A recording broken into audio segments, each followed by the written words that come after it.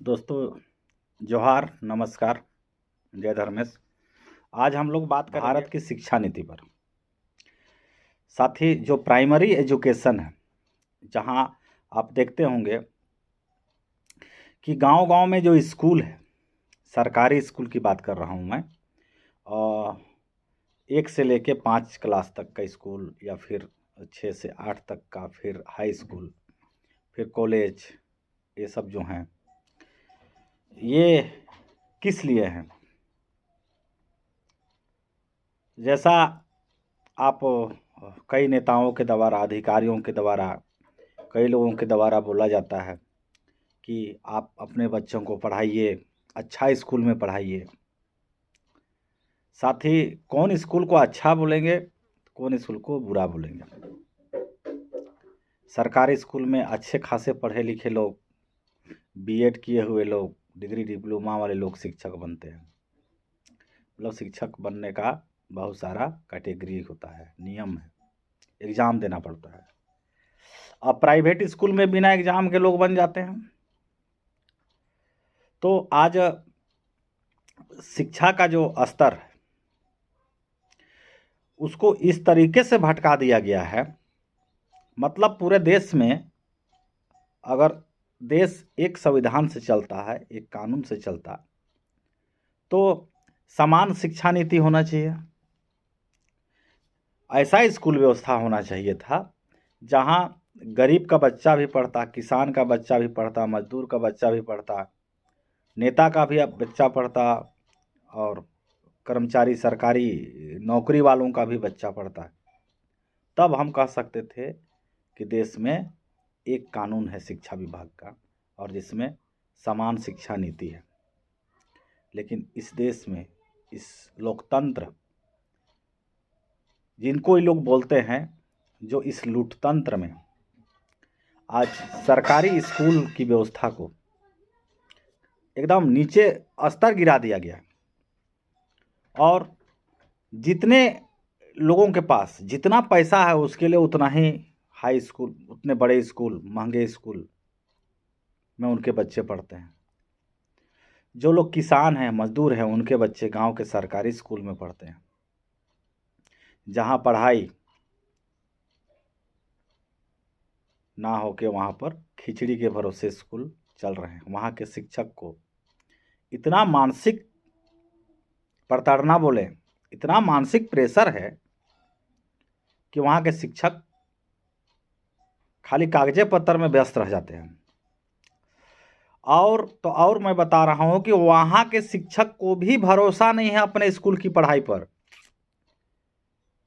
यहाँ तक कि सरकार का अगर 1,000 रुपया भी महीना अगर कोई पाता हो, उस गांव का व्यक्ति, वो भी अपना बच्चा को सरकारी स्कूल में ना पढ़ा के वो भी प्राइवेट स्कूल में भेजता है। तो यह शिक्षा विभाग का जो कहानी है, इसको आपको समझना होगा। क्योंकि कार्यपालिका के लोग, न्यायपालिका के लोग, विधायिका के लोग, मतलब विधायक, सांसद, मुख्यमंत्री बोले या प्रधानमंत्री बोले,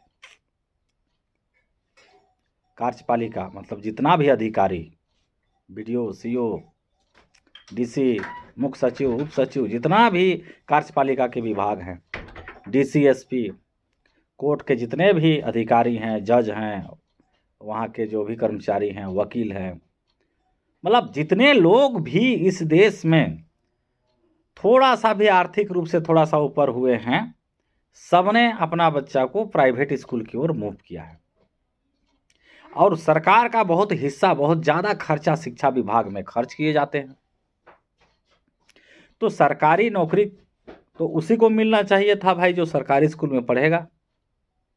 यानी पहला क्लास से लेके मैट्रिक तक सरकारी स्कूल में जो किया है, उसी को सरकारी नौकरी मिलना चाहिए था। अगर लोकतंत्र है ये व्यवस्था, अगर लूटतंत्र नहीं है, अगर लोकतंत्र है, तो लोकतंत्र की असली परिभाषा समान शिक्षा नीति को भी तो जोड़ना चाहिए था, लेकिन नहीं जोड़ा गया। इसी का परिणाम है कि आज सब बराबर शिक्षा नहीं लिए हैं, इसलिए बराबर तरीके से बैठने का, बात करने का तौर तरीका भी नहीं। हाँ, ये बात है, ये शिक्षा व्यवस्था में भी सही नहीं है, चूंकि जो जितना बड़ा स्कूल में पढ़ेगा, जितना बड़ा अधिकारी बनेगा, उतना ही बड़ा चोर तंत्र का काम करता है, लूट तंत्र का काम करता है। अगर अधिकारी सुधर जाए तो नेता को भी सुधार देंगे ये लोग।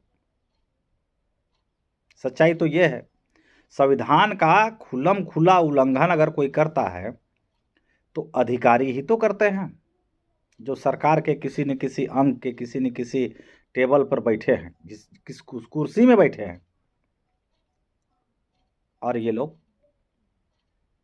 शिक्षा विभाग को ना सुधार के, सरकारी व्यवस्था को ना सुधार के, यहाँ एक ही लड़ाई है, जिस दिन सरकारी स्कूल में सरकारी नौकरी करने वाला का बच्चा पढ़ेगा उसी दिन सरकारी व्यवस्था भी ठीक हो जाएगा। लेकिन सरकारी नौकरी करने वाला सरकारी विद्यालय में उसका बच्चा नहीं पढ़ेगा, उसका नाती नहीं पढ़ेगा। जिसके पास जितना पैसा होगा, विधायक के पास ज़्यादा पैसा होगा, डीसी एसपी के पास ज़्यादा पैसा होगा, तो अपना बच्चा को विदेश में पढ़ाएंगे। नौकरी की बारी आ जाएगा तो नौकरी हम पे करने के लिए भारत आ जाएंगे, झारखंड आ जाएंगे, झारखंड में विधायक बनेंगे, हमारा वोट से विधायक बनेंगे, लेकिन अपना बच्चा को पढ़ाने की बारी आएगा तो विदेश में पढ़ाएंगे। अब वोट की बारी आएगा तो हमारे पास आएंगे वोट के लिए। बताइए ये कहाँ तक का तुक है। वोट की बारी आएगा तो बोलेंगे हम आदिवासी मूलवासी एक हैं, हमको जाति से जोड़ा जाएगा, हमको धर्म से जोड़ा जाएगा। लेकिन कमाई की बारी आए, यानी हमारा बच्चा को अगर पढ़ाना है, हम गरीब हैं तो हमारा बच्चा को पढ़ाई के लिए हमको सरकारी में पढ़ाना होगा। और बेटा जिस विधायक बन गया, सांसद बन गया, मुख्यमंत्री बन गया, डीसी बन गया, एसपी बन गया, उसका बच्चा विदेश में पढ़ेगा। मतलब कुर्सी उसके घर से नहीं जाना चाहिए और कुर्सी हमको मिलना ही नहीं चाहिए। जब हम गरीब होंगे तब तो उनका नाली साफ करेंगे, उनका टॉयलेट साफ करेंगे, उनका बर्तन धोएंगे, उनका कपड़ा धोएंगे, उनका मजदूरी करेंगे। तो शिक्षा विभाग को कमजोर करने के पीछे इस देश को तोड़ना है, एकजुटता को तोड़ना है, समानता को ख़त्म करना है, प्रेम मोह माया प्यार मोहब्बत समाज में इसको ख़त्म करना है।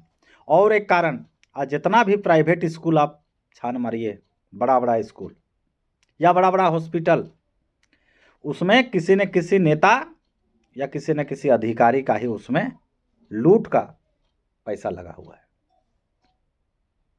जिस दिन जांच हो जाए किसी भी अधिकारी का, किसी भी नेता का प्रॉपर्टी का, आपको पता चलेगा कि स्कूल और हॉस्पिटल में, बड़े बड़े लैंड में, बड़े बड़े फैक्ट्री में इनका लूट लगा हुआ है। ये सब डर बना हुआ है। इसीलिए पांचों अनुसूची को, विद्यमान विधि को या रूढ़ी प्रथा ग्राम सभा को ये लोग कमज़ोर करने के लिए, तोड़ने के लिए कई प्रोपगेंडा चला रहे हैं। लेकिन हम लोग को ये जानना होगा कि हम लोग आज़ाद देश के गुलाम नागरिक हैं। देश स्वतंत्र हुआ, आज़ाद नहीं। हमको स्वतंत्रता मिला, बोलने का मिला, लेकिन आज बोलेंगे आप सटीक बात तो आपको एक्सीडेंट के जरिए या गोली अपराधी के जरिए आपकी हत्या भी करवा दी जाती है इस देश में, इस राज्य में। तो जो लीडर, जो अधिकारी, जो समाज सेवा अगर समान शिक्षा नीति की बात ना करता हो, रूढ़ी प्रथा ग्राम सभा की बात ना करता हो, समझ लो उसको परखने की जरूरत है। वो आपको भटका रहा है, क्योंकि रूढ़ी प्रथा ग्राम सभा के बगैर हम शिक्षा नीति पर भी अच्छा काम नहीं कर सकते, शिक्षा विभाग को भी नहीं सुधार सकते। हर एक नागरिक, उस गांव के, उस मौजा के हर एक व्यक्ति का बच्चा एक जगह पढ़ना चाहिए, एक तरह का किताब पढ़ना चाहिए, एक पाठ्यक्रम पढ़ना चाहिए, और वो पाठ्यक्रम, वो किताब में उसके जीवन से संबंधित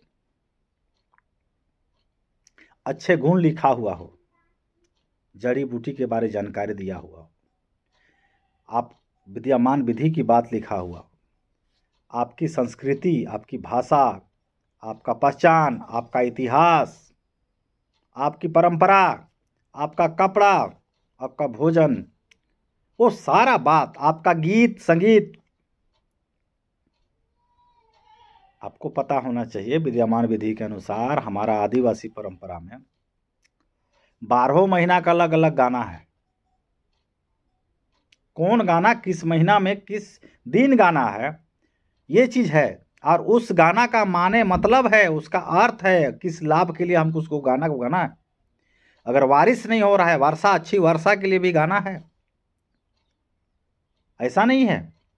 तो उस गाना को जब तक स्कूल के माध्यम से बच्चों को नहीं पढ़ाया जाएगा, भाई अकाल होगा तो कौन सा गाना गाएगा बताइए।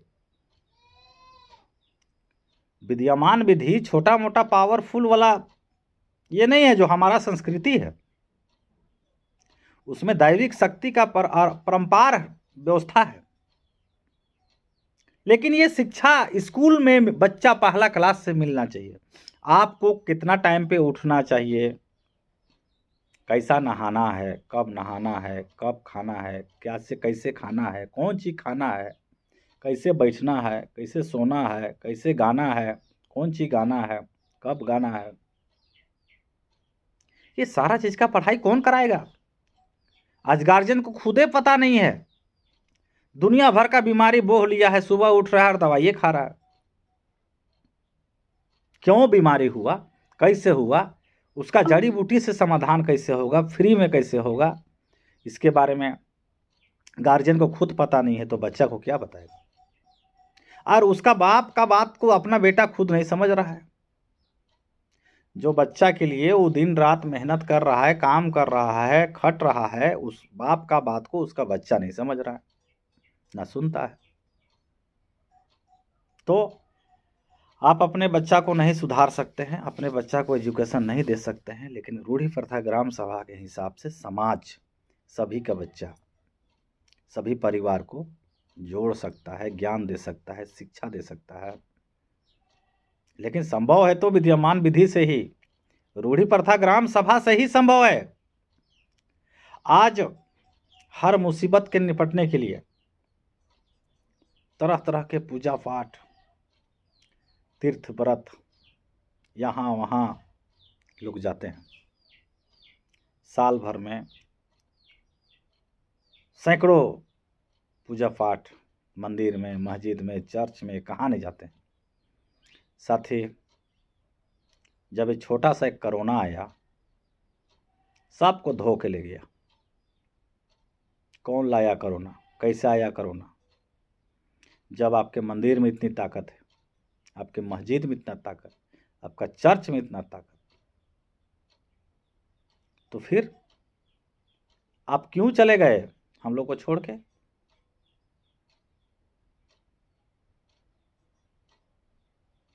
देखिए बहुत सारा बात है, विचार तो करना पड़ेगा।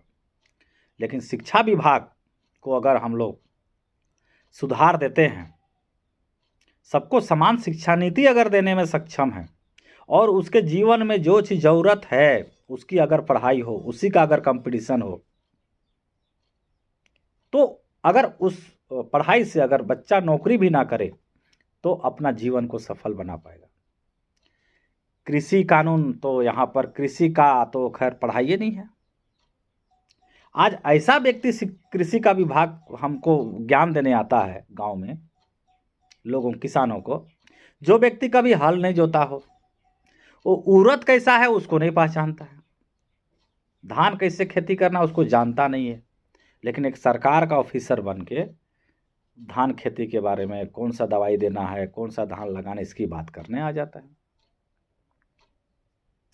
आज इसीलिए खेती बाड़ी में भी कई ऐसा बीमारी लगते हैं और हम लोग उसमें दवाई छिड़काने के चक्कर में पूरा बर्बाद हो जाते हैं, लेकिन हमारा फसल रोक नहीं पाते। तो आपको शिक्षा से ही, कृषि का भी शिक्षा से जोड़ना है, लेकिन पारंपरिक शिक्षा, पारंपरिक कृषि।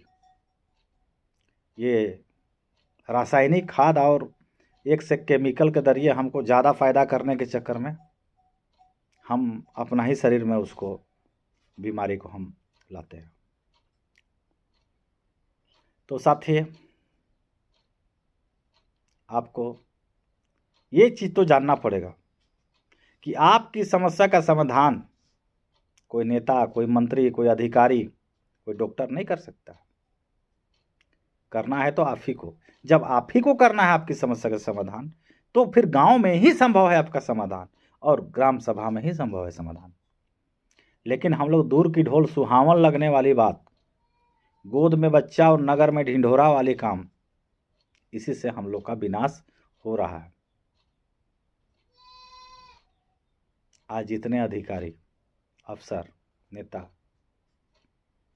क्या ये लोग पढ़े लिखे नहीं हैं? जब पढ़े लिखे ये लोग हैं, डिग्री डिप्लोमा सही जगह पर पढ़े हैं, फिर ये लोग संतुष्ट क्यों नहीं हैं? क्या ये लोग मरने के बाद सारा संपत्ति को लेते जाएंगे, या फिर यहीं रहेगा? फिर भी रोज दिन लूट तमाशा में लगे हैं। एक एक मकान के रहते हुए ये लोग सैकड़ों जगह जमीन प्रॉपर्टी ले रहे हैं, मकान पर मकान बनाए जा रहे हैं। नंगे आए हो, नंगे चले जाओगे। कुछ लेके आया था ना, कुछ लेके जाओगे। समाज को दूषित करने में सब कोई लगे हैं, और वही दूषित समाज का परिणाम होगा कि आपका जीवन सफल नहीं होगा। इस देश में, इस व्यवस्था में जो अधिकारी जितना करप्ट है, जो व्यक्ति जितना करप्ट है, उसी को सम्मानित मिलता है, प्रोत्साहन मिलता है। अधिकारी अगर करप्ट है तो उसको तुरंत प्रमोशन मिलेगा, ऊपर अधिकारी बनाया जाएगा, क्योंकि माल ज़्यादा फेंकता है ऊपर। जितना चोरी चपाटी करके जो माल ऊपर पहुंचाता है, उसी को बड़ा अधिकारी बना जाता है। जो अधिकारी ईमानदार है उसको सेंटिंग विभाग में डाल दिया जाता है। जबरदस्त उसको चोर बनाने के लिए लोग प्रेशर देते हैं। ये है, आप देख लीजिए, पता करिए। बहुत सारे लोग को पता चलेगा। जब आप अधिकारी बनोगे, नौकरी पकड़ोगे, तो आपको भी पता चलेगा। ईमानदार अगर है तो ईमानदार व्यक्ति नौकरी नहीं कर सकता, और बेईमान है तो नौकरी करेगा। स्पष्ट है। बेईमानी जिसको करना है वो नौकरी पकड़े, उसको प्रमोशन भी होगा, उसको तरह तरह के पुरस्कार भी मिलेगा। खास करके ये कार्यपालिका के जो ब्लॉक व्यवस्था है, जिला व्यवस्था है, इस व्यवस्था में या पुलिस अधिकारी में भी ऐसा नहीं है। पुलिसिया विभाग में भी संविधान का पालन अगर जो पुलिस करेगा, उसको प्रमोशन नहीं होना है। लेकिन जो गैर संवैधानिक काम करेगा उसको प्रमोशन होना है। ये है एकदम। आप देख लीजिए, संतुष्ट कोई नहीं है। लेकिन कौन किसके लिए काम कर रहा है, उसकी अधिकारी का बात क्यों मान रहा है, जबकि उसको मानना चाहिए संविधान के हिसाब से चलना चाहिए हर एक अधिकारी को। लेकिन संविधान के हिसाब से कोई चलेंगे नहीं। तो आज उनको भी ये जानने का जरूरत है कि आप इनकम का जरिया हजारों कर सकते हो। संभव नहीं है हजारों कर लोगे, एक या दो पांच तरीके से आपका इनकम आपके पास आएगा। लेकिन दूषित व्यवस्था ऐसा है कि आपके घर से खर्चा होने का जरिया हजारों है। अच्छा कपड़ा पहन लोगे, लेकिन बीमारी जब लग जाएगा तो कपड़ा का कोई मतलब ही नहीं रहेगा। चूंकि करप्ट लोगों को हॉस्पिटल के माध्यम से या कोर्ट कचहरी के माध्यम से उनका धारा संपत्ति जाना है। खासकर हॉस्पिटल से तो खैर बचना सबकी बस की बात नहीं है, क्योंकि हॉस्पिटल स्वच्छ से जुड़ा है और स्वस्थ शरीर से जुड़ा है, और शरीर मिट्टी से बना है, और मिट्टी जो है प्रकृति से है। तो प्रकृति सबका हिसाब लेगी। आज ले, कल ले, परसों ले, लेकिन लेना तय है। इसीलिए शिक्षा बहुत जरूरी है, लेकिन इसका मतलब ये नहीं है कि आप बहुत बड़ा बड़ा स्कूल खोजते चले, क्योंकि पूरा दुनिया में जो शिक्षा का ज़रूरत है उस पढ़ाई हो ही नहीं रहा है। अगर आपको भी बुढ़ारी में अपना बच्चा से दूर होना है तो पढ़ाइए बड़ा स्कूल में उसको।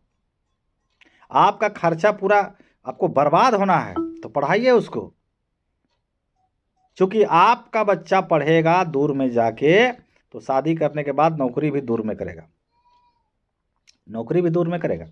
तो आप जिस उद्देश्य से बाल बच्चा को पढ़ा रहे हो कि बुढ़ारी में हमको साथ देगा, लेकिन ऐसा आपको बच्चा आपको साथ देने नहीं जा रहा है। आपका अंतिम क्षण में जब कंधा का ज़रूरत है, बच्चा का ज़रूरत है, उस वक्त आपका बच्चा आपके साथ नहीं होगा। इसीलिए शिक्षा विभाग को सुधारने से सब अमन चैन में हो सकता है, और ये व्यवस्था तभी संभव है जब हम रूढ़ी प्रथा ग्राम सभा बनाएंगे। हर गांव में शिक्षा विभाग सुधरेगा। तो चैनल को ज़्यादा से ज़्यादा लोगों को शेयर करिए, सब्सक्राइब करिए और कमेंट करिए। आप हमारा विचार भी दीजिए, आप लोग विचार नहीं देते हैं। कमेंट करिए, लिखिए। आप गाली भी देंगे तो मैं नाराज़ नहीं हूँगा। इसीलिए हम चाहते हैं कि आप लोग हमसे कमेंट में बात करें और चैनल को सब्सक्राइब करें, ज़्यादा से ज़्यादा लोगों को शेयर करें। धन्यवाद।